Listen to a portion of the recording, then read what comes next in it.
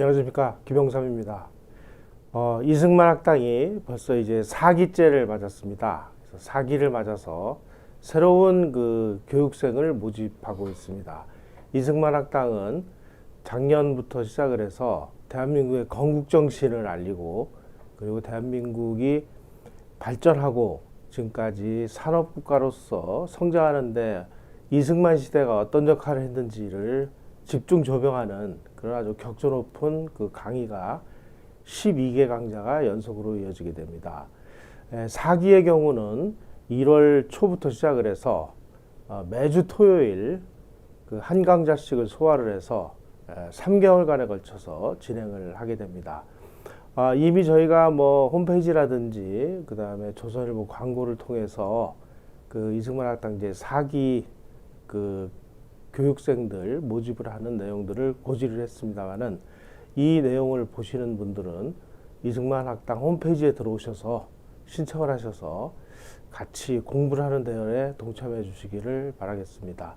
특히 4기서부터는 그동안 이영훈 교장 선생님, 그리고 김학은 교수님, 저 이렇게 중심으로 운영이 되었었는데, 새로운 아주 명망 높은 교수진이 참여를 하게 됐습니다. 유영익 전 국사편찬위원장이 참여를 하시게 됐고요. 그리고 주익종 씨가 참여를 해서 보다 더 격조 높은 그런 강의를 준비하고 있습니다. 꼭 오셔서 대한민국의 건국정신을 배우시기를 부탁드리겠습니다. 감사합니다. 여러분 안녕하십니까, 김영삼입니다. 이승만 학당 6.25 관련된 부분 화면이 나와가지고 예.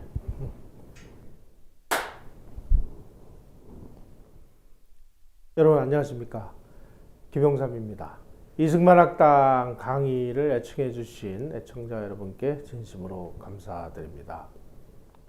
오늘은 그 이승만 학당 6.25 관련 이야기 세 번째 시간, 6.25를 둘러싼 그 여러 가지 그 오해를 그 해명하는 그런 시간을 갖도록 하겠습니다.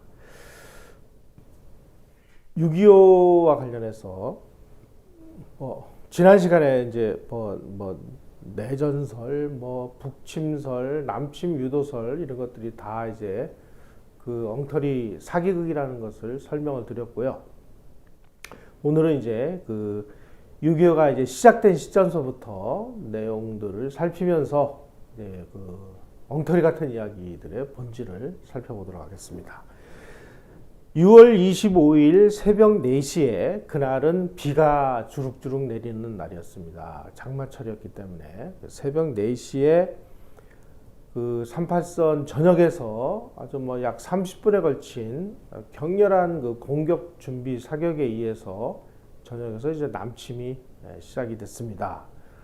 남침 당시에 제일 선두에 섰던 그 무기는 소련제 전차 242대.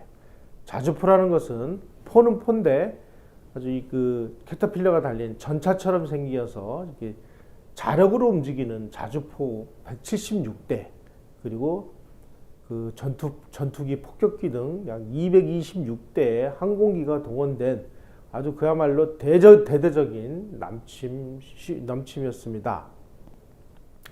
파죽지세로 이제 밀고 내려오기 시작을 했고, 그리고 6.25 날 전에 저 북쪽 지역 청진 이런 쪽에서 게릴라 부대를 실은 이 게릴라 부대를 태운 배들이 38선을 넘어서 새벽 4시 이전에 저 강릉 아래 임원이라든지 옥계 이런 지역에 해병대가 상륙을 했습니다.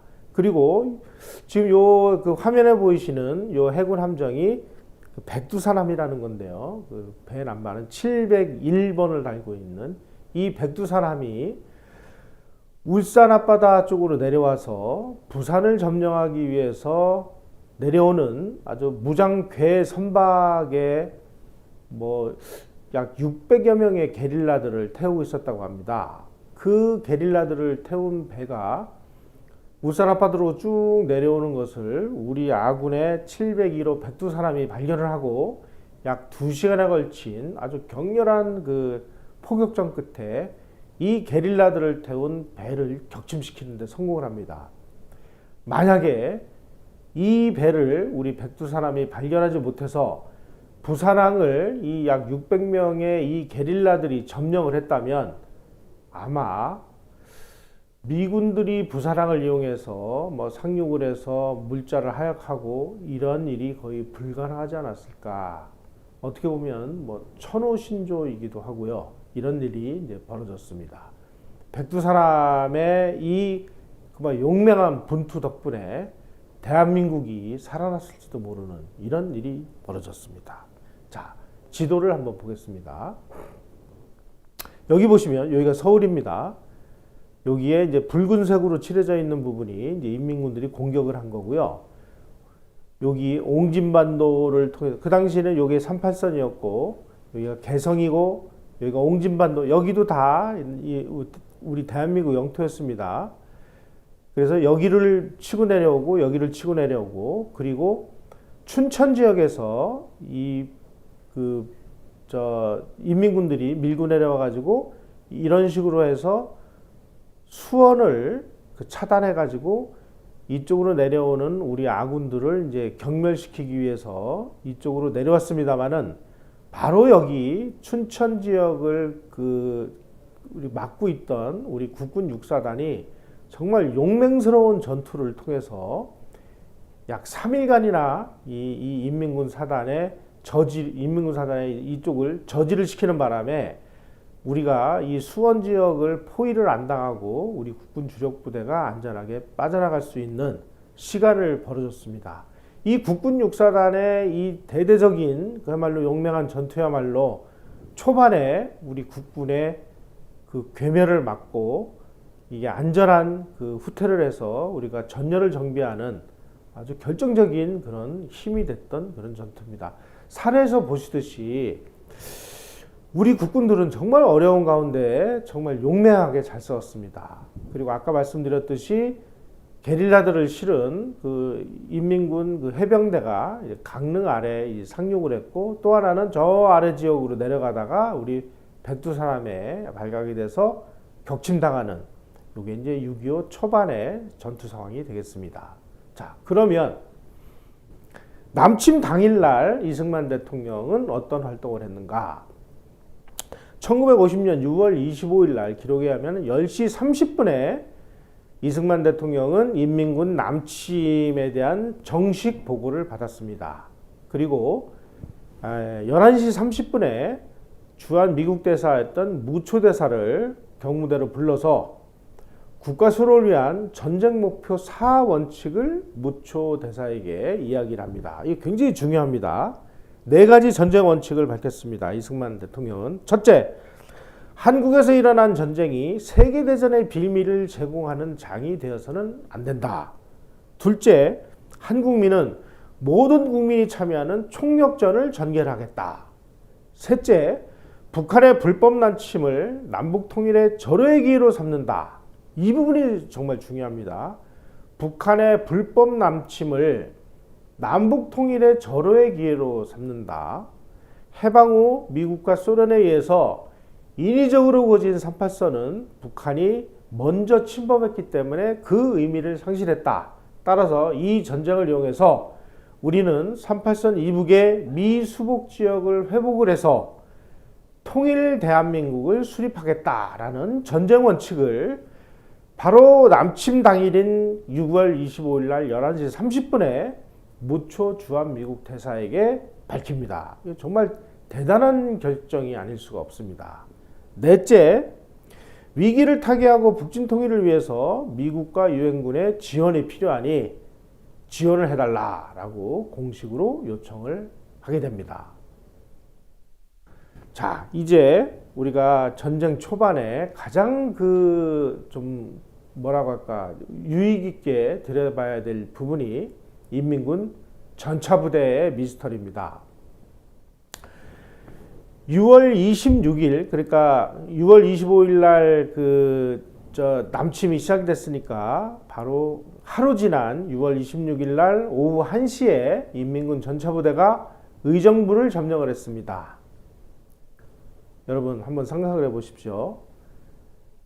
이 소련군이 가지고 그러니까 소련이 북한에 제공한 T-34 전차는 시속이 55km에서 60km가 나가는 정말 엄청나게 빠른 무기입니다. 시속 55km면 1시간에 55km를 달릴 수가 있습니다. 38선에서부터 서울의 맨 북쪽까지의 거리는 직선 거리로 43km에 불과합니다. 그렇다면 유교가 딱 개시가 돼서 인민군이 남침을 개시한 1950년 6월 25일 날 새벽에 만약에 이 소위 말하는 전차부대의 특성을 잘 아는 북한 지휘관이 전차를 운영을 했다면 그냥 돌격하고 전차부대가 돌격을 했으면 서울 외곽까지 불과 1시간이면 서울 외곽에 도착할 수 있고 시내 중심가를 2시간이면 도착할 수 있었습니다. 다시 말씀드리면 T-34 전차가 있는 그대로의 성능을 발휘했다면 6월 25일 날 오전 한 6시, 7시 경이면 서울 시내가 인민군 전차부대에 완전히 유린될 수도 있는 그런 상황이었다는 뜻입니다. 그런데 어떻게 인민군 전차부대가 그 시속 55km나 되는 이 소위 말하는 초특급 그야말로 이게 뭐 쇳덩어리인데요. 이게 뭐 몇십 톤짜리가 시속 55km로 달립니다. 그런데 어떻게 6월 26일 날 하루가 지났는데 의정부까지 왔어요. 그리고 의정부에서부터 그 창동, 그러니까 지금 서울 외곽인 창동 이 지역으로 내려오는 과정에서 막 이쪽으로 내려오는 인민군부대, 저쪽으로 내려오는 인민군부대들이 막 한 대 뒤엉켜가지고 이거를 정리를 하느라고 또 몇 시간을 좀 소비를 했습니다. 그래가지고 6월 26일 날 저녁 7시에 창동 의정부선을 공격을 하기 시작을 해가지고 창동 무렵까지 이제 내려오는 이 와중에 우리 국군의 아주 격렬한 저항을 받아서 아주 영웅적인 우리 국군들이 전투를 벌여서 뭐 6탄 10용사 뭐 이런 사람들이 나타나가지고 뭐 그야말로 그 맨몸에 수류탄을 들고 전차에 뚜껑을 열고 막 장렬하게 뭐 산화를 하는 이런 식의 전투를 벌여서 이 전차부대의 진격을 막았습니다. 또 이놈의 전차가 그 전차부대의 특성을 잘 알려면 이 전차부대에 관해서 공부를 많이 해야 되는데 공교롭게도 이 작전 계획을 짜준 거는 소련군이 짜줬습니다만은 이 작전 계획을 가지고 실제 전투를 벌인 것은 중공군에서 인민군으로 넘어온 바로 이 조선족 장병들이 전투를 거의 전담하다시피 했습니다. 이 인민군에 소속됐던 이 소위 말하는 조선족 병사들은 중국에서 순전히 게릴라전만 벌였던 이런 부대였습니다. 따라서 전차가 뭔지, 전차의 특성이 뭔지, 그리고 전차 부대를 어떻게 운영을 해야 되는지 이런 부분에 대해서 완전히 까막눈이나 다름없는 이런 상황이었습니다. 이러다 보니까 이놈의 전차를 어떻게 운영을 해야 되는지 몰라가지고 전차 부대는 자기네들 보병 부대에 뒤로 다 제껴놓고 먼저 보병이 공격을 합니다. 보병이 공격하다가 우리 아군들이 계속 저항을 세게 하면은 야 전차 니네가 가서 밀어. 그래가지고 전차 부대가 앞으로 가가지고 우리 아군 진지를 이제 유린을 합니다. 유린을 하면은 그 전차 부대가 계속 앞서 나가면은 괜찮은데 또 불안하니까 야 전차 너희들 임무 끝났으니까 뒤로 돌아가. 그래가지고 보병을 앞세워서 또 전투를 하는 정말 웃기지도 않는 일이 벌어졌습니다. 쉽게 말씀드리면은 최첨단 무기인 이 전차를 사람이 걸어가는 보병의 진격 속도와 맞추기 위해서 너무 앞서 전진하면 무전을 통해 가지고 야 니네 빨리 뒤로 와 해가지고 이 앞서가는 전차 부대를 전부 뒤로 돌리는 이런 정말 해괴하고 멍청한 짓을 바로 이 중국에서 건너온 조선족 이 지휘관들이 했다는 뜻입니다. 그래서 6월 27일 뭐 이 무렵에 그냥 창동까지 겨우 왔음에도 불구하고 여기서 우리 군인들이 우리 국군이 정말 영웅적으로 그 저항을 하는 바람에 3일이 되도록 서울에 들어오지를 못하게 되었습니다. 이러니까 새벽 2시 무렵에 인민군 전차 2대가 미아리 창동 이쪽 방어선에서 저 옆으로 돌아가지고 홍릉을 통해 가지고 홍릉 숲을 뚫고 2대가 들어와 가지고 청량리 쪽으로 서울에 진입을 했습니다. 그러니까 6월 28일 날 새벽 2시에 청량리에 인민군 전차가 나타났다라는 이 소식을 접한 우리 국군 지휘부에서 만약에 청량리에서부터 돌격해가지고 이 전차가 그냥 한강다리까지 밀고 내려오면 30분이면 밀고 내려오는 상황이었습니다. 이 다급한 상황이 되니까 그때 새벽 2시 30분에 한강 교량을 폭발하게 됩니다. 그야말로 전차의 특성을 전혀 모르는 중공군 출신 지휘관들 덕분에 우리 군인들도 상당 부분이 그 강을 건너서 빠져나갈 수 있었고, 그리고 국가 지도자인 이승만 대통령도 기차를 타고 한강다리를 건널 수 있었고, 이런 상황이 됐습니다. 이승만 대통령이 서울역에서 그 특별열차편으로 피난을 떠난 것이 6월 27일 새벽 3시 30분입니다. 그런데 이때가 언제냐? 6월 27일이면 바로 북한 인민군 전차부대 선두가 의정부 창동선에서 미아리선 역까지 내려와 있는 상황이었습니다. 그때 인민군 전차가 가지고 있는 포의 사거리 안에 청와대, 그러니까 지금은 청와대라고 불리죠. 그 당시에는 경무대라고 불렸던 이승만 대통령이 집무하던 이 경무대가 인민군 전차부대의 사정거리 안에 들어가 있었다는 사실입니다. 이런 사실도 모르고 이승만 대통령이 6월 27일 날 새벽 3시 30분에 피난 열차를 타고 한강다리를 건넌 것을 마치 서울 시민을 내팽개치고 자기 혼자만 살겠다고 도망간 것처럼 이런 식으로 우리 좌익들이 공격을 하고 있습니다. 이 진행 상황을 한번 보십시오. 6월 27일 날 새벽 3시 30분에 만약에 이승만 대통령이 특별열차 편으로 빠져나가지 않았다면은 인민군 전차부대의 그 포에 맞아서 어쩌면 경무대가 포격을 당할 수도 있는 이런 상황이었는데, 자, 그러면 전쟁이 나가지고 지금 지도부가 빠져나가야 전쟁 지휘를 계속할 거 아닙니까? 이승만 대통령이 이때 그러면은 피난을 안 가면 그러면 인민군에게 그 체포돼서 그 대한민국이 멸망해야 옳았다는 뜻인가요? 이런 그 전후좌우 사당도 전혀 그 모르는 무식한 이 좌익들의 선전선동에 우리 국민들도 다 넘어가서 지금도 이런 얘기를 해요. 아니 이승만이 그 서울 시민들 다 속이고 저만 살겠다고 도망간 거 아니냐. 이 정황을 한번 보십시오. 6월 26일 날 의정부를 인민군 전차부대가 점령을 하고 6월 26일 날 저녁 7시에 창동선까지 진출한 이 상황에서 이승만 대통령이 그 당시에 만약에 피난을 안 갔으면 그러면은 인민군 전차가 쏜 포에 맞춰서 돌아가셔야 옳다는 얘기입니까?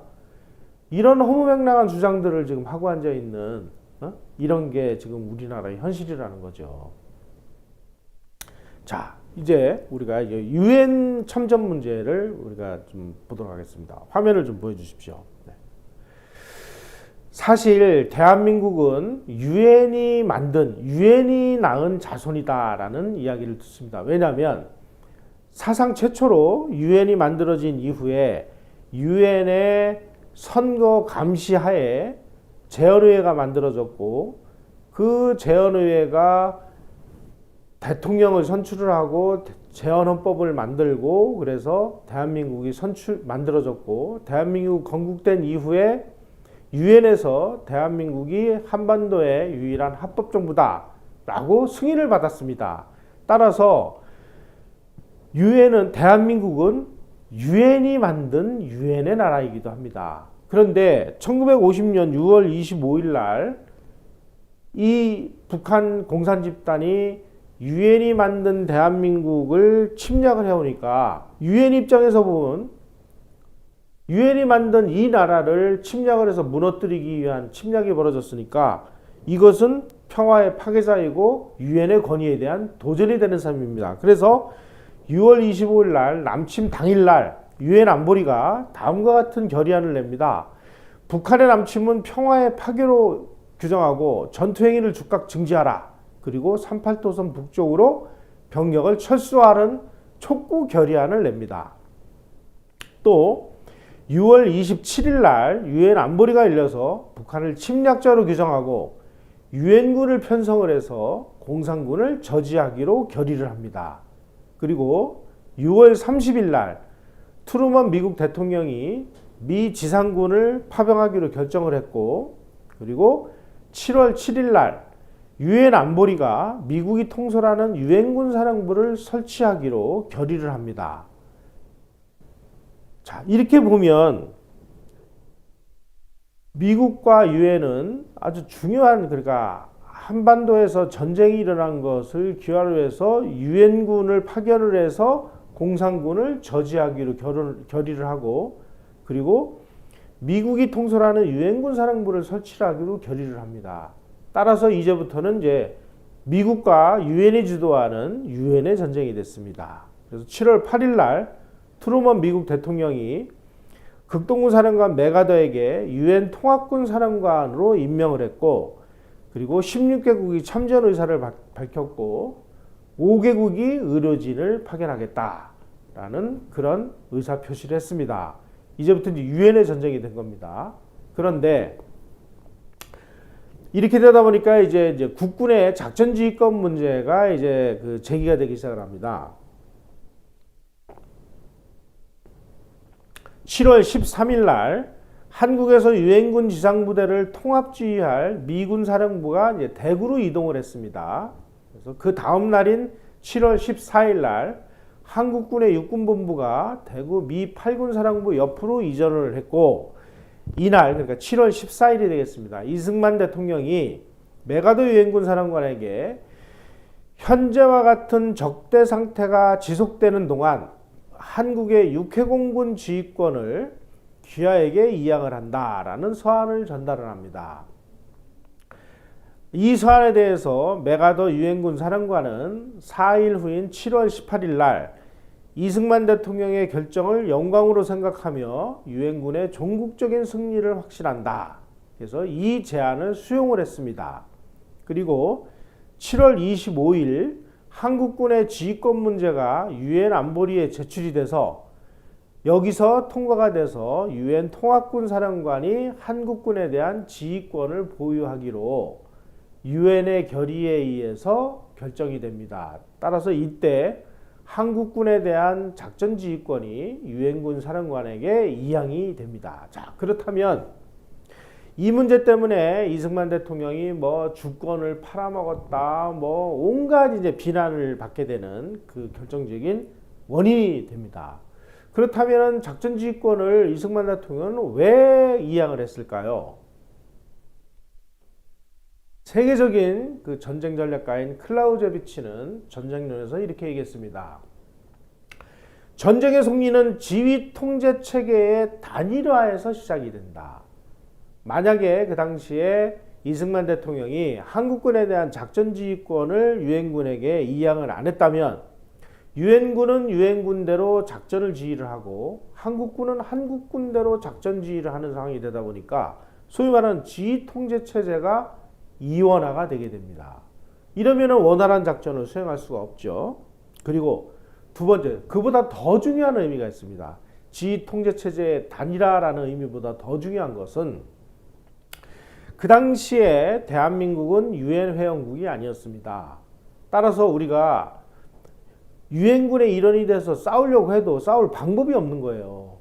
그 당시에 대한민국 정부가 수립이 되고 유엔에 의해서 승인을 받은 이후에 대한민국 정부는 유엔에 가입을 하기 위해서 여러 차례 우리가 유엔 가입 신청을 냈습니다만은 그때마다 소련이 거부권을 행사해서 대한민국의 유엔 가입이 계속 좌절이 됐습니다.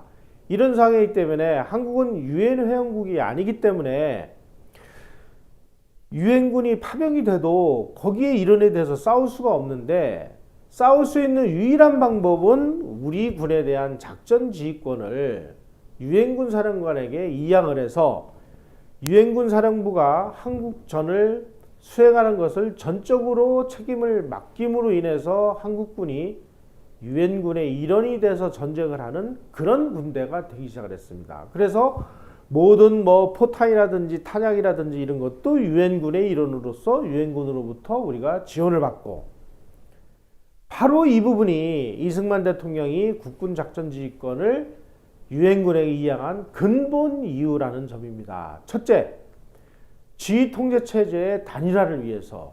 둘째, 우리는 그 당시에 우리가 무기가 변변한 게 있습니까? 탄약이 있습니까? 뭐가 있습니까? 아무것도 없는 상황에서 우리가 유엔군의 일원이 되어 유엔군하고 함께 싸움으로 인해서 유엔으로부터 모든 보급 그리고 지원을 받을 수 있는 이런 시스템을 만들어낸 게 이승만 대통령이 작전지휘권을 이양을 한 근본적인 이유입니다. 그럼에도 불구하고 이런 것을 주권의 포기니 뭐니 온갖 비난을 하는 그런 원인 제공이 됐는데, 이런 부분이야말로 그야말로 터무니없는 이 선전선동이라는 점을 명백히 아셔야 되겠습니다. 다시 말씀드리면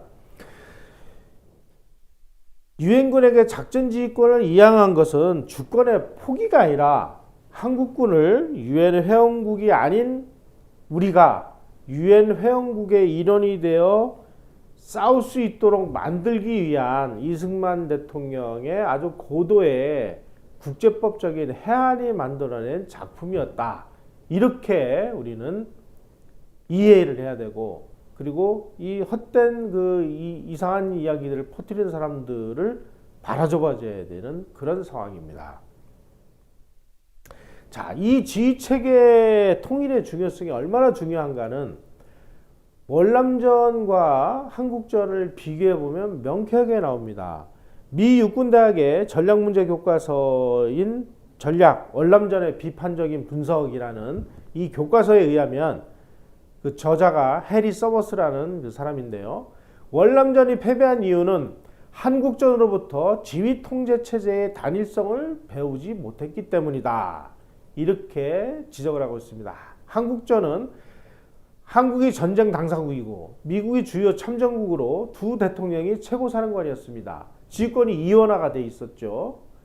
따라서 공산 침략 저지라는 그 동일한 목적을 가지고 유엔 깃발 안에 하나의 지휘 체계로 움직이기 위해서 이승만 대통령이 한국군에 대한 작전 지휘권을 유엔군 사령관에게 이양을 함으로써 통합적인 지휘 체계를 만들어서 아주 훌륭하게 전쟁을 수행했다. 이렇게 분석이 되어 있습니다.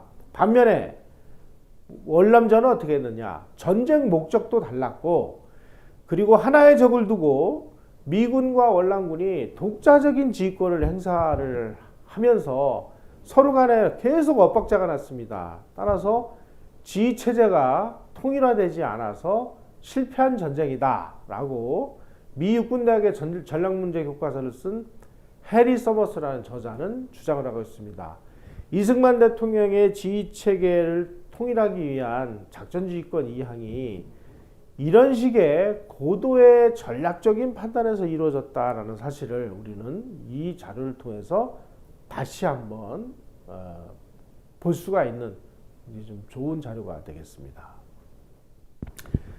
자, 이제 그 스탈린이 이제 그 6.25를 통해서 자기는 어떠한 전쟁 목표를 달성하고자 했는가 하는 점을 이제 종합해서 말씀드리겠습니다. 앞에서도 일부 제가 말씀을 드렸습니다만은,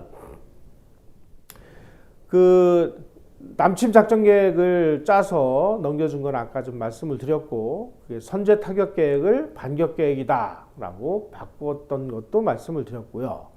그리고 유엔군이 한국전에 참전할 수 있는 것을 막을 수 있는 그런 기회가 있었습니다. 왜냐하면 유엔 안보리에 소련은 거부권을 가지고 있었기 때문에, 거부권을 가지고 있는 소련이 유엔군을 한국에 파견한다. 이 결의안이 나올 때 만약에 소련이 이 안을 거부를 했으면 이 유엔군의 한국 파병은 아마 좌절됐을 겁니다. 그런데 무슨 까닭인지 스탈린은 유엔 참석하는 소련 대표단에게 유엔 안보리에 참석하지 말라라고 지시를 내립니다. 그래서 소련 대표인 말리크가 한국 전쟁에 유엔군을 파병한다라는 결의안이 통과되도록 만들어줍니다. 아주 그게 굉장히 미스테리였어요. 그런데 나중에 비밀 해제된 그 내용에 의하면 스탈린이 소련 대표를 유엔 안보리에 보내지 않은 것은 작전이었다는 거였습니다. 무슨 작전이었느냐? 미군을 중심으로 한 유엔군을 한반도에 끌어들이고 그리고 중공군도 한반도에 끌어들여서 모택동하고 미국이 피 튀기도록 싸우도록 만드는 것이 스탈린의 전쟁 목적이었기 때문에 미국을 끌어들이기 위해서 일부러 유엔군의 한국전 파병을 도와준 셈이 됐습니다. 또 서울을 점령한 후에 인민군이 불가사의하게 계속 전진을 안 하고 놀았습니다. 어떤 식으로 놀았느냐? 6월 28일 날 새벽 2시에 청량리로 이제 전차가 넘어와 가지고 미아래 쪽으로 가서 우리 국군 방어선 뒤통수에다 대고 막 포를 갈기니까 우리 국군이 아주 정말 맹렬하게 저항을 하던 이 미아리 창동 방어선이 일거에 무너져 버렸습니다. 그래서 인민군 주력 부대가 이제 6월 28일 날 아침에 서울을 점령을 합니다. 그리고 유엔군 전차부대 인민군 전차부대가 이제 서울 시내로 들어왔으니까 지금 그 당시만 해도 이제 한강 다리가 끊어져 가지고 일부 도강을 하지 못한 우리 국군들이 용산 노량진 건너편에 이쪽 편에 상당수가 남아 있었습니다. 그런데 이 적들을 소탕할 생각을 안 하고 경복궁 이런 쪽에 서울시청 앞에다가 전부 전차를 도열해 놓고 서울 점령 환영식을 합니다. 이 점령 환영식을 하는 동안 우리 미처 강을 건너지 못했던 나머지 부대들이 열심히 이제 강을 건너서 이제 전부 한강 이남 쪽으로 우리가 후퇴를 해서 거기서 전열을 정비하게 됩니다. 그리고 인민군이 사흘 동안을 놀았어요. 이거 왜 놀았을까? 이게 6.25를 연구하는 전사연구가들의 정말 최대의 미스터리 중에 하나였습니다. 그런데 나중에 보니까 스탈린이 인민군이 너무 빨리 막 전진을 하고 남한군을 다 무너뜨려 가지고 빨리 전쟁이 끝나버리면 미군이 참전할 수 있는 시간을 못 벌어주잖아요. 그러면 스탈린 입장에서 보면은 미국을 어떻게 하든지 한국전에 끌어들여야 되는데 인민군이 너무 빨리 그냥 적화를 시켜버리면 안 되니까 일부러 도하 장비를 주지를 않았다. 바로 이겁니다. 두 번째로는 서울 점령하는 데까지만 작전 계획을 짜주고 서울 점령 이후에는 작전 계획조차도 없었습니다. 이건 무슨 뜻이냐? 일단 시간을 끌겠다는 얘기였죠.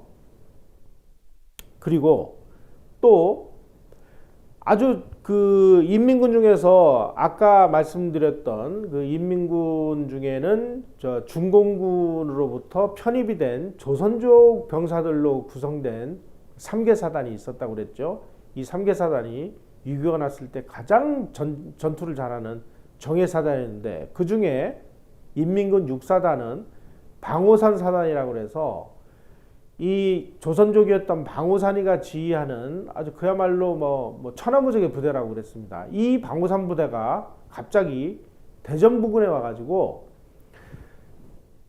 김천, 추풍령, 대구 이쪽으로 밀고 내려간 게 아니라 국군이 한 명도 배치되어 있지 않은 호남 지역으로 이 6사단이 우회를 합니다. 그래가지고 이 6사단이 약 2달 동안을 호남 지역을 내려가면서 군산도 점령하고 쭉 내려가면서 광주도 점령을 하고 목포도 점령하고 세워라 내워라 계속 이렇게 저렇게 다니다가 낙동강 그 교두보가 다 만들어지고 나서 그제서야 마산 부근에 등장을 합니다. 이것도 전사를 연구하는 사람들의 최대 미스터리 중에 하나였습니다. 아니, 그 전투를 잘하는 정예사단인 방호산 사단이 어떻게 주공로인 이 대전, 그 다음에 옥천, 그 추풍경을 넘어서 김천, 대구 이쪽으로 밀고 내려가지 않고 국군이 정말 한 명도 이 배치되지 않은 호남 평야 지역을 그렇게 2달 동안이나 빙글빙글 돌면서 왜 이런 일을 벌였을까? 이것도 미스터리였습니다. 나중에 알고 보니까 스탈린이 일부러 그쪽으로 보낸 거였습니다. 아주 이 스탈린이라는 사람이 그런 식으로 해서 미군이 충분히 참전할 수 있는 시간을 벌어주기 위해서 그런 짓을 했다.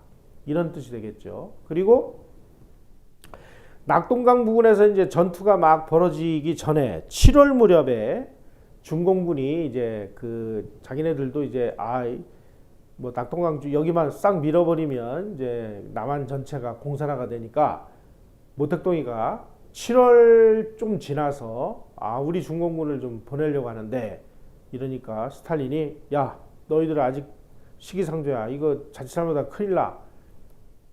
아직은 군대 보낼 때 아니야. 라고 거절을 합니다. 만약에 그 당시에 중공군이 참전을 할 거였으면 낙동강 교두보에 있는 그 전투가 벌어졌을 때 중공군이 밀고 내려왔으면 아마 부산까지 8월 15일 안에 다 떨어졌을 겁니다. 그런데 스탈린이 중공군이 오겠다고 그러는 것을 반대를 해요. 그래서 또 이제 낙동강 이 전투가 벌어지면서 이 한국이 살아날 수 있는 기회를 줍니다. 스탈린의 목적은 바로 이 김일성이가 일으킨 남침 전쟁을 이용해서 김일성이가 여기를 적화 통일하든지 말든지 그건 자기네들 관심 밖의 일이고, 어떻게 하든지 미국을 끌어들이고 중국을 끌어들여서 한반도에서 미국과 중국이 피튀기게 싸우도록 만들기 위한 고도의 책략을 여기서 사용했다는 점을 이런 자료를 통해서 우리는 엿볼 수가 있는 것입니다. 지도를 한번 보시죠. 그래서 이제 8월 3, 4일쯤 되면 이제 우리 국군들이 전부 이제 후퇴를 하고 미군들도 후퇴를 해가지고 이렇게 낙동강을 끼고 소위 말하는 이제 대한민국의 운명이 걸린 낙동강 방어선 전투가 시작이 됩니다. 이렇게 만들어져 있습니다. 이 북쪽 지역 그리고 바로 요 부분 요까지는 우리 국군이 담당을 했습니다. 그리고 요렇게 마산에서부터 대구까지의 지역 여기는 이제 미군이 이제 담당을 했습니다. 그래가지고 여기서 8월 4일부터 9월 10며칠까지 그야말로 대한민국의 운명이 걸린 엄청난 이제 전투가 벌어집니다. 바로 여기가 다부동이 되겠습니다. 우리가 여기까지 밀려가지고 이 다부동에서 우리 백선엽 장군이 싸우는 1사단이 그야말로 온몸을 내던져서 여기를 막아내는 바람에 이 구멍이 뚫리지 않아가지고 여기를 우리가 지키게 됐죠. 이렇게 열심히 지키고 있는 그 와중에 메가더 장군은 부대를 싹 돌려가지고 여기서 전투가 벌어지고 있을 때 바로 이 배후로 와가지고 인천을 치는 인천 상륙작전을 감행하게 됩니다. 1950년 9월 15일 날 바로 여기가 인천이고 이 상륙부대가 이쪽으로 한 부대가 들어왔고 월미도를 통해서 한 부대가 들어오고 또 위쪽으로 이제 한 부대가 들어와서 인천 상륙작전을 성공을 합니다. 인천 상륙작전은 세계 상륙작전 역사상 가장 성공 확률이 낮은 5,000분의 1 확률밖에 안 되는 이 확률을 뚫고 아주 훌륭하게 성공시킨 그런 내용이 되겠습니다. 그래서 여기를 끌어버리다 보니까 이쪽에서 열심히 싸우던 인민군들이 이제 보급선이 끊어지고 여기에 있는 유엔군, 여기에 있는 우리 국군과 유엔군의 포위가 돼버리는 거대한 포위망을 구상을 하게 됩니다. 바로 이게 메가더 장군이 만들어낸 아주 거대한 이제 상륙 작전이 되겠죠. 그래서 인천 상륙 작전을 통해 가지고 이제 북진이 개시돼 가지고 1945년 10월 8일이 되니까 그때 이제 중공군이 우리도 이제는 우리가 군대를 보내야 되겠다라고 해서 1950년 10월 25일 이 무렵에 이제 중공군들이 이쪽을 통해서 막 이제 침투를 하게 됩니다. 우리가 그 국제시장이라는 영화를 통해서 보듯이 이제 뭐 상황이 완전히 반전해서 중공군이 기습을 하고 이러다 보니까 우리 미군이 또 포위망에 걸려서 180km를 그냥 그 후퇴를 해가지고 다시 38선분까지 이제 전선이 밀리게 되는 이런 상황이 됩니다. 다시 말씀드리면 스탈린이 자기가 오매불망 원했던 바로 한반도에서 미군과 중공군이 피 튀기게 싸우도록 하는 이 정황이 완벽하게 만들어졌습니다. 그래서 1953년 정전협정이 이루어질 때까지 중공군이 도대체 몇 명이나 들어왔느냐? 25개 보병군단, 사단으로 치면 79개 사단이 들어왔고요. 다 합쳐서 300만 대병력이 중공군이 한국전에 투입이 됐습니다. 그런데 이때 중공군 포로를 신문했던 분이 누구냐면 미국 펜실베니아 대학의 이정식 교수라는 분인데, 이 이정식 교수가 그 중공군 포로들을 신문을 한 결과 바로 이 한국전에 끌려 나온 이 군인들은 누구였느냐? 바로 국共내전 당시에 장개석 군대가 투항을 해가지고 이제 중공군에 소속되어 있는 이 부대를 한국으로 보낸 겁니다. 한국으로 보내서 인해 전술을 해가지고 뭐 살 놈은 살고 죽을 놈은 죽고 그래가지고 대강 다 죽여버리는 이런 짓을 중공군이 여기서 한 거죠. 자, 이제 중공군까지 이제 개입을 해. 미군은 그냥 중공군의 포위망에 갇혀가지고 또 190km를 열흘 만에 후퇴를 해가지고 또 다시 서울을 내주고 일사후퇴를 해가지고 우리 또 정부가 부산으로 피난을 가는 이런 정말 대혼란이 또 벌어집니다. 다시 말씀드리면 왜 이런 일이 벌어졌느냐?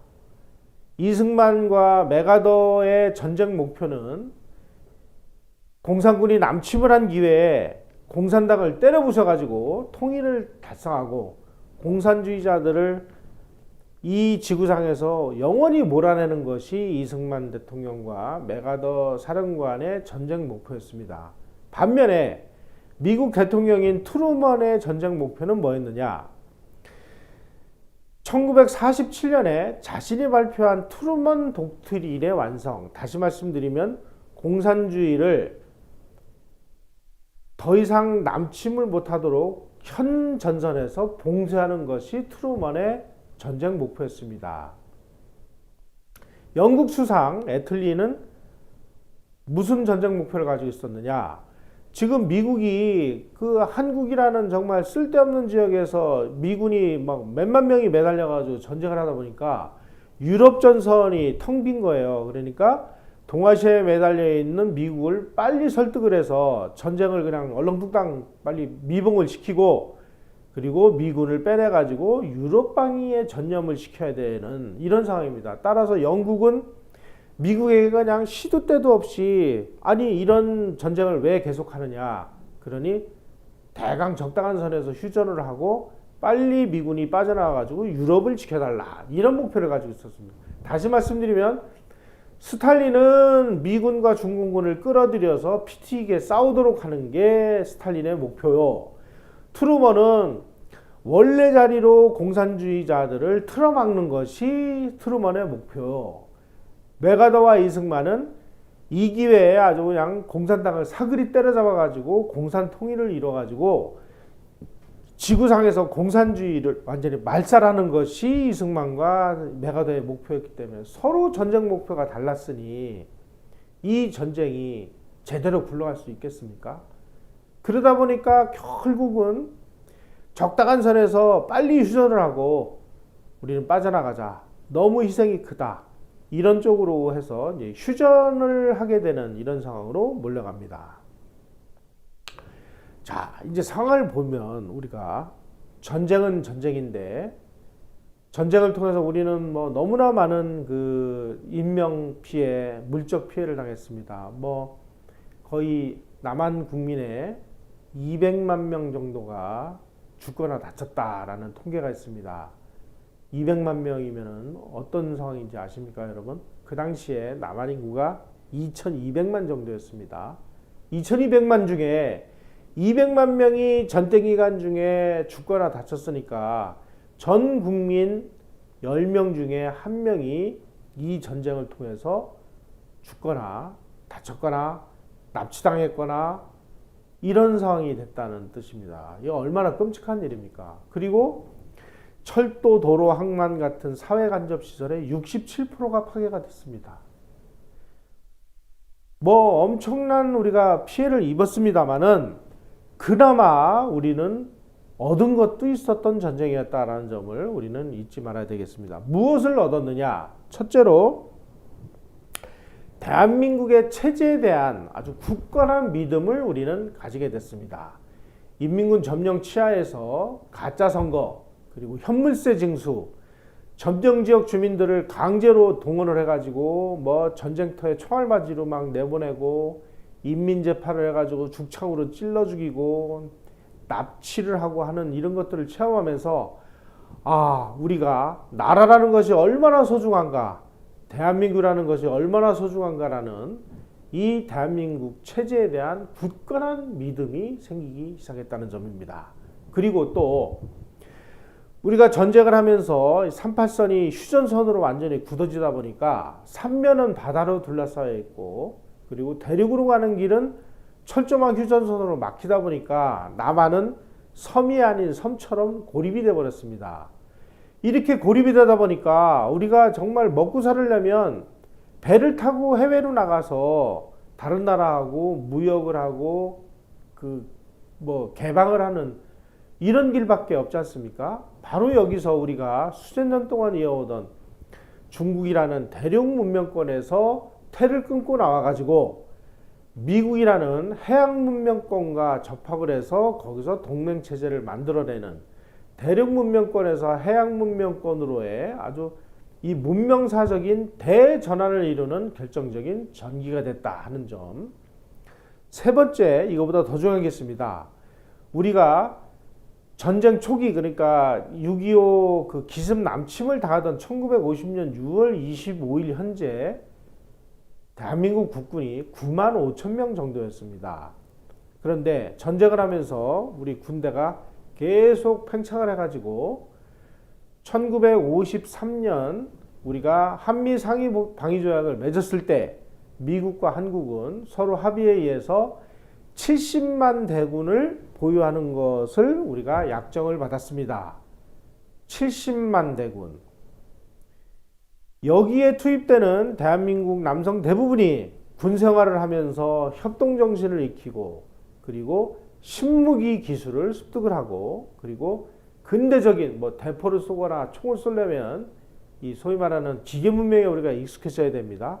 그리고 이동을 하기 위해서는 차량을 이용해야 되고 대규모 군대를 유지 운영하기 위해서는 행정이 발달해야 되고 이러면서 대한민국이 모든 그 대한민국 남성들이 어떤 기계, 근대화 이런 쪽으로 나가는 결정적인 계기가 바로 6.25 전쟁이었다 하는 점을 우리는 잊지 말아야 되겠습니다. 자, 이제 미국의 전쟁 목표와 이승만 대통령의 전쟁 목표가 근본적으로 다르다는 사실이 밝혀지기 시작했습니다. 이승만 대통령은 이 전쟁을 이용해서 어떻게 하든지 우리가 북쪽 지역을 수복을 해서 통일 대한민국을 만들고자 하는 것이 이승만 대통령의 전쟁의 목적이었다면 미국은 어떤 식으로든 빨리 전쟁을 휴전을 해서 한반도에서 빠져나가는 것이 자기네들의 목표였습니다. 자, 그러다 보니까 이제 이 휴전 그 협정을 위해서 계속 이제 휴전 협정이 1951년 7월 10일 날 이제 개성에서 시작이 됐는데 다른 것들은 다 합의가 됐습니다만은 이 포로를 어떻게 교환할 것이냐. 바로 이 포로 교환 문제가 아주 초미의 그 쟁점이 돼가지고 이 문제가 풀리지 않아서 2년 정도를 계속 끌었습니다. 그 끌었던 이유는 무엇이냐? 원래 그 저기 국제법에 의하면은 그 포로들은 그 해당 나라로 돌려보내게 돼 있었습니다. 그런데 2차 세계대전이 끝난 다음에 이 저기 소련군 중에 이 독일군에게 포로로 잡혔다가 소련으로 송환된 병사들이 있었습니다. 이 포로를 잡혔다가 송환된 병사들을 스탈린이 이놈들 독일군에게 말이야 함부로 항복을 해가지고 국가망신을 시켰다고 그래가지고 전부 죽여버렸습니다. 그래가지고 애꿎은 이 소련 병사들 포로가 됐던 병사들이 상당수가 다 죽어버렸습니다. 뭐 강제 수용소로 가거나 뭐 총살당하거나 이랬습니다. 이 사례로 볼 때 이 포로 중에는 그 남한에서 그 끌려가가지고 의용군이 돼가지고 북한 측에 가담해서 싸운 사람들도 있었고 또 아까 말씀드렸듯이 중공군 중에는 장개석 군대에 있다가 투항을 해서 중공군이 됐다가 포로가 된 사람들도 있었고 이 사람들은 아니 나는 중공으로 가기 싫다. 나는 북한으로 가기 싫다. 나는 여기 남겠다. 라는 자유의사를 가지고 송환을 거부하는 포로들도 있었습니다. 이 포로를 그냥 무조건 그냥 그 돌려보낼 경우에 희생을 당할 것이 분명하기 때문에 이 포로를 보내는 것은 안 된다.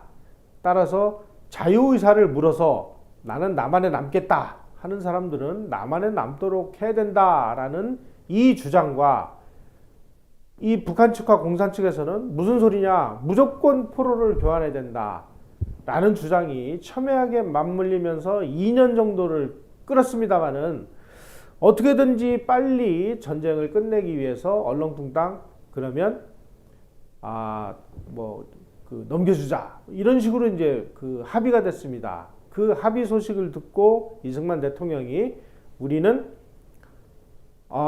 정전협정에 우리는 참여하지 않겠다 하고 거부를 하고 그리고 1953년 6월 18일 날 0시를 기해서 전국에 있던 포로 수용소에서 부산, 대구, 광주, 마산, 영천, 논산, 부평 등지의 포로 수용소에서 북쪽으로 송환되기를 거부하는 포로, 그걸 반공포로라고 합니다. 포로 26,424명을 일방적으로 석방을 해버립니다. 전 세계에서 난리가 난 겁니다. 이거 뭐 이제 이승만 대통령이 반공포로를 석방한 의미는 무엇이냐? 이거 뭐 돌아가면 비참하게 죽을 것이 확실한 이 27,000명의 이 사람들을 목숨을 구해주는 것이 숭고한 인류의 아니냐? 따라서 우리는 이 포로들을 우리는 송환하지 않겠다라고 선언을 하고 이승만 대통령의 명령에 의해서 포로를 석방을 해버립니다.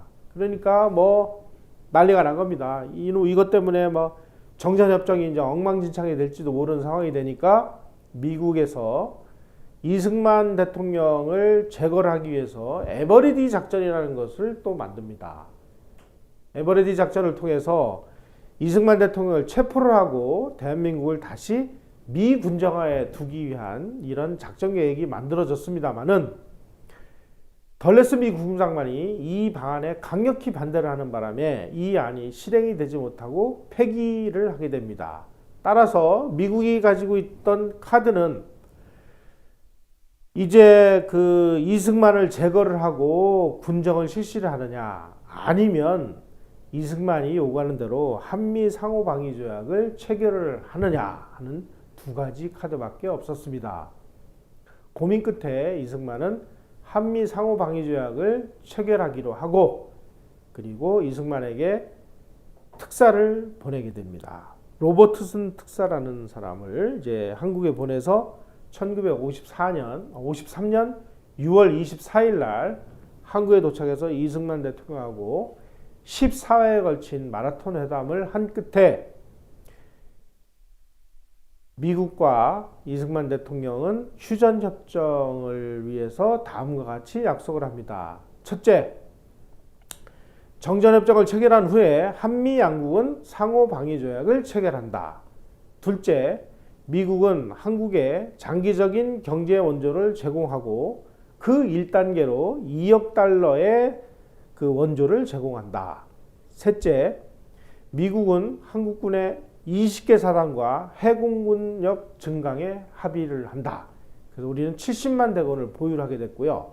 그리고 한국에 경제 원조를 제공을 해서 1949년서부터 1958년에 이르기까지 미국은 한국에 약 31억 달러에 달하는 정말 어마어마한 원조를 한국에 제공하기로 했습니다. 이처럼 엄청난 대가를 우리가 받아냄으로 인해서 한미 상호방위조약을 만들고 그리고 31억 달러에 달하는 경제 원조 그리고 70만 한국군의 보유 그리고 우리가 미국 정부에 준 것은 무엇을 줬느냐? 이승만 대통령은 종이 쪼가리를 한 장 줬습니다. 우리는 휴전에 반대하지 않겠다라는 종이 한 장을 주고 이 엄청난 대가를 우리는 얻어냈다. 바로 이 부분이 이승만 대통령이 외교의 기재고 국제법 전문가고 대한민국의 생명선을 만들어내는 결정적인 역할을 했다 하는 점이 되겠습니다. 1953년 8월 8일 날 덜레스 미 국무장관이 한국으로 날아옵니다. 원래는 이 국무장관 같은 이 그 고위 인사가 한국을 방문하는 이런 전례가 없었습니다. 그런데 이승만 대통령이 워싱턴으로 와서 워싱턴에서 한미 상호방위조약을 조인하자 이렇게 제안을 하니까 이승만 대통령이 뭐라고 얘기를 했느냐? 나는 지금 전쟁을 지도하느라고 바쁘기 때문에 갈 수가 없으니 미국 측에서 한국으로 오기 바란다. 그래가지고 아쉬운 사람이 우물 판다고 덜레스 미 국무장관이 비행기를 타고 한국으로 날아와서 1953년 8월 8일 날 서울에서 대한민국과 미 합중국 간의 상호방위조약을 가조인을 하게 됐습니다. 바로 이날 덜레스 미 국무장관이 조인을 한 다음에 이 조약은 우리 청년들의 피로 봉인되었다라고 선언을 합니다. 이승만은 북진 통일을 포기하는 대가로 한반도에서 전쟁이 재발하면 미국의 자동 개입을 보장을 받고 한국이 70만 대군을 보유함으로 해서 아시아에서도 아주 군사강국으로 부상을 하는 결정적인 기반을 마련하는 데 성공을 합니다. 그래서 이 한미상호방위조약은 1954년 1월 15일 날 한국 국회에서 비준을 했고 그리고 1월 26일 날 미국 상원에 비준을 해서 1954년 11월 17일부터 정식으로 발효가 됐습니다. 자, 이제 그 한 가지 이제 남은 점이 있습니다. 무엇이냐? 한미 상호방위조약에는 약간의 미비한 조항이 있었습니다. 왜냐하면 한미 상호방위조약 제2조는 이렇게 되어 있었습니다. 한미 어느 한쪽이 무력 공격에 의해 위협을 받을 경우 상호 협의하에 단독이든 공동이든 그것을 저지하기 위한 적절한 조치를 규정한다. 이렇게 되어 있습니다. 그리고 제3조는 각자의 헌법상의 수속에 따라 행동할 것을 선언했습니다. 이게 무슨 뜻이냐? 만약에 한반도에서 공산군이 남침을 할 경우에 미국이 자동으로 개입을 하는 게 아니고 미국 의회의 그 한국전에 대한 파병 동의를 얻어야만 미군이 한국전에 그 참전을 할 수 있도록 이렇게 규정이 되어 있습니다. 따라서 한미 상호방위조약을 액면 그대로만 보면 미군의 자동 개입 보장이 없는 겁니다. 이승만 대통령은 이 점이 계속 불만이었습니다. 따라서 만약에 의회가 거부를 해버리면 야 한국이 지금 침략을 받았는데 미국은 참전이 불가능하니까 이 부분에 대해서 보완을 해달라 하고 집요하게 요구를 해가지고 뭐라고 되어 있느냐? 제4조에 이런 조항이 있습니다. 상호 합의에 의해 미 합중국 육해 공군을 대한민국 영토 내와 그 부근에 배치를 한다. 그래서 그 배치된 그 미군을 어디에다가 주둔을 시켰느냐? 인민군이 남침을 하게 되면 서울을 노리고 남침을 할 때 반드시 통과하지 않으면 안 되는 바로 서부전선과 서울의 북방지역에다가 미 제2사단을 배치를 해서 이 공산군이 남침을 하려면 미군을 공격하지 않으면 안 되도록 이렇게 장치를 마련해 놨습니다. 따라서 만약에 해외에 주둔하고 있는 미군이 그 공격을 받을 경우에 미국은 그에 대한 그 보복을 위해서 자동으로 참전할 수 있는 그런 군사조항이 있습니다. 따라서 한미상호방위조약의 미비점을 보완하기 위해서 바로 이승만 대통령이 이러한 장치까지를 마련해 놓음으로 해서 그야말로 어떤 면에서 보면은 이제 자동 개입을 할 수 있는 이런 조항까지를 우리가 마련해 놨다는 점을 우리는 눈여겨 보셔야 되겠습니다.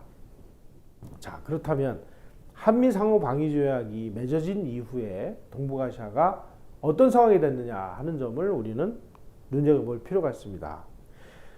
1953년 그러니까 휴전협정이 체결되고 한미상호방위조약이 체결되기 이전까지 동북아시아는 그야말로 크고 작은 대전쟁이 약 10년 내지 15년 주기로 지속적으로 일어났습니다.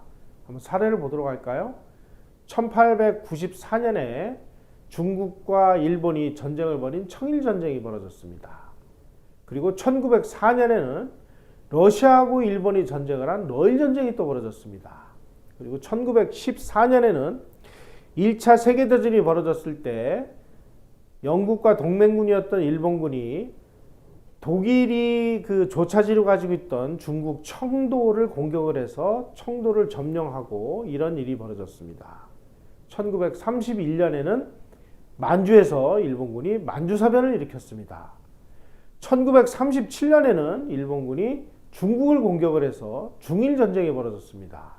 그리고 4년 후인 1941년에는 일본군이 미군을 공격을 해가지고 진주만을 공습을 해서 태평양 전쟁이 벌어졌습니다. 사례로 보시다시피 10년 내지 15년 주기로 인류 역사상 정말 미중위의 대전쟁이 지속적으로 반복되던 지역이 바로 이 동북아시아였습니다. 그런데 1953년 이후에 미군이 한반도에 주둔을 함으로 인해서 이 지역에 그 전쟁을 억제하고 평화가 정착이 되면서 제일 먼저 누가 혜택을 받았느냐?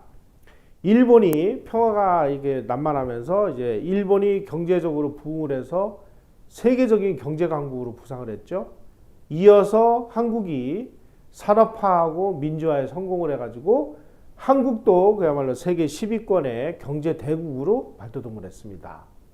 이어서 1990년대 중국이 개혁 개방을 통해 가지고 지금 미국에 이어서 두 번째 국력을 자랑하는 이런 나라로 급부상을 했습니다. 바로 이 동북아에 그 평화를 정착시키고 세계에서 가장 빠르게 성장하는 역동지역 지역으로 변모를 시킨 그 이면에는 이승만 대통령이 구상을 했던 한미 상호위 방위조약으로 인해서 바로 대한민국의 미군이 주둔함으로 인해서 동북아 지역에 평화가 정착이 됐고 그 평화로 인해서 세계적인 경제강국과 산업대국과 중국 같은 이런 경제가 성장을 해서 지구촌에 이 그 경제 성장을 이끌어가는 아주 가장 역동된 지역으로 만들어낸 이승만 대통령의 신모 원료가 숨어있다 하는 점을 우리는 잊지 말아야 되겠습니다. 이것이 바로 이승만 대통령이 만들어낸 한미 상호 방위 조약이 동북아시아에 가져온 커다란 선물이다. 이렇게 우리는 이야기를 할 수가 있습니다. 자, 여러분 마지막으로 이 지도를 한번 보십시오. 소련입니다. 소련이 2차 세계대전 이후에 점령했던 지역들이 바로 동유럽 지역, 이 지역에 뭐 발트 3국인 라트비아, 벨로루시, 리투아니아 다 공산화됐죠. 그 아래 지역 체코슬로바키아, 헝가리, 뭐 알바니아 뭐 다 공산화됐죠. 쭉 중앙아시아 지역, 뭐 카자흐스탄, 키르기스스탄, 뭐 우즈베키스탄 다 공산화됐죠. 몽고 공산화됐죠. 중국 공산화됐죠. 그리고 쭉 내려가서 인도 차이나 반도, 라오스, 캄보디아, 베트남 다 공산화됐죠. 한반도에 휴전선 이북 지역 공산화됐죠. 바로 요 휴전선 아래 요 지역, 바로 대한민국 지역만 이 유라시아 지역의 공산화 물결을 바로 이 휴전선에서 우리가 막아냈습니다. 이게 누구의 힘입니까? 이승만 대통령이 대한민국을 건국을 하고 그 대한민국을 6.25라는 미중의 위기를 맞았을 때 무초대사를 통해서 미국을 참전시키고 유엔군을 참전시켜서 대한민국을 지켜냈고, 지켜낸 데서 그치지 않고 이 포로 그 반공포로 석방이라는 그야말로 그 도박에 가까운 그야말로 초강수를 둬서 미국을 한미 상호 방위 조약을 체결하지 않을 수 없도록 만들어서 미국으로부터 한미 상호 방위 조약을 체결을 해서 동북아시아에 평화를 정착시키고 북한의 남침으로부터 대한민국을 지키는 이 시스템을 만들어낸 이 이승만 대통령의 신모원려 덕분이다. 우리는 이 지도를 통해서 한눈에 이해를 할 수가 있습니다. 만약에 대한민국이 건국되지 않았고 이승만 대통령이 그 탁월한 전쟁 지도력을 통해서 이 공산군의 침략을 막아내고 그리고 한미 상호방위 조약을 우리가 끌어내지 못했다면 오늘의 대한민국의 번영이 있을 수 있었겠습니까? 그럼에도 불구하고 유교의 진실이 이처럼 엄중함에도 불구하고 이 좌익과 공산 집단들은 그야말로 그 새치혈을 가지고 온갖 거짓말들을 양산을 해서 무슨 뭐 북침설, 남침 유도설에 무슨 뭐 내전설을 만들어내지를 않나, 뭐 이승만이 국민을 버리고 도망갔다라고 뭐 헛소문을 퍼뜨리지를 않나, 무슨 그야말로 황당무계한 이론들을 만들어내서 오늘날 대한민국을 마구잡이로 휘둘러대고 있습니다. 여러분, 유교에 대한 진실은 오늘 제가 말씀드린 바로 이 내용이고, 제가 오늘 말씀드린 내용들은 모든 학자들이 다 연구를 통해서 고증을 통해서 확증된 내용들만을 제가 말씀드렸습니다. 이승만 대통령의 유교를 통한 전쟁 지도가 얼마나 정말 그 세계적인 그 글로벌 리더로서의 모습을 갖추고 있었는지 이 강의를 통해서 여러분들은 다시 한번 깨달으시기를 바라면서 오늘 제 강의 이것으로 마치도록 하겠습니다. 여러분 장시간 고맙습니다. 안녕히 계십시오.